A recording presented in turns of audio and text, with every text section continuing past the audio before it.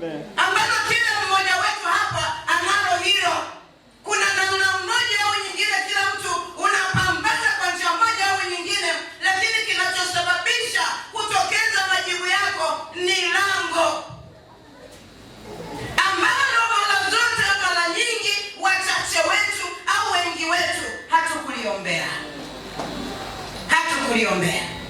Kwa hiyo tunapokwenda mbele za Mungu kuomba na kupeleka haja zetu, Mungu anaangalia ni lango lipi la kukusaidia kukizi kile unachokihitaji. Mungu anaangalia lango, Mungu anaangalia mlango, Mungu anaangalia malango.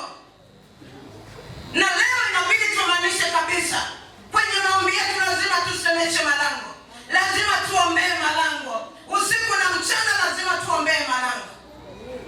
Yoyote unayoyahitaji, Mungu anatafuta ni lango lipi la kukusaidia litakalopitisha baraka zako. Ni nini? Inawezekana labda Mungu unapomuomba, Mungu anaangalia ni mbariki kwa lipi. Je, baraka zake zinakusudiwa kupita kwenye mlango upi? Je, ni mlango wa uchumi? Je, ni mlango wa kilimo? Je, ni mifugo? Je, ni biashara? Mlango ambao umekusudiwa na Mungu, ambao ameutengeneza kwenye maisha yako ni upi? Ni upi mlango wako?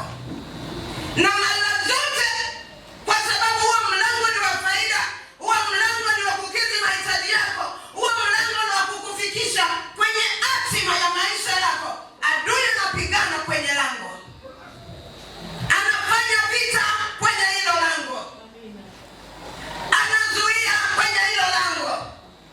Ugomvi na mapambano ya shetani, tunapokuwa tunaombea uchumi wetu, namna gani tufanikiwe, vita iko kwenye malango. Lango lako, na hapo kwenye lango ndio kuna vita. Amen. Hapo kwenye lango ndio kuna vita. Amina. Tena kuna vita ambayo sio ya mchezo.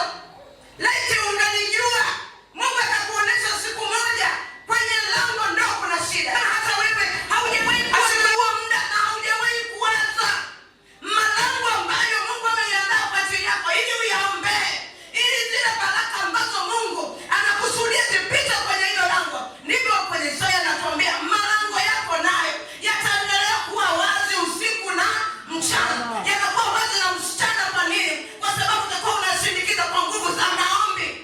Amen. Usipoomba yanafungwa. Kuna yanayofungwa asubuhi, kuna yanayofungwa mchana, kuna yanayofungwa usiku, kuna yanayofungwa kwa mwezi. Ndio maana wakati mwingine unaweza ukawepo umefanya kazi fulani, unaona kuna biashara yako inapendeza, unaona kuna mafanikio fulani, alafu ghafla ule mlango unafunga, hakuna faida, hela ziji, wateja hamna. Shida ni nini? Iko kwenye lango. Kuna ndugu zetu wa upande mwingine ambao wameenda mbali sana. Yaani tendo la mtu kuja nyumbani kwako,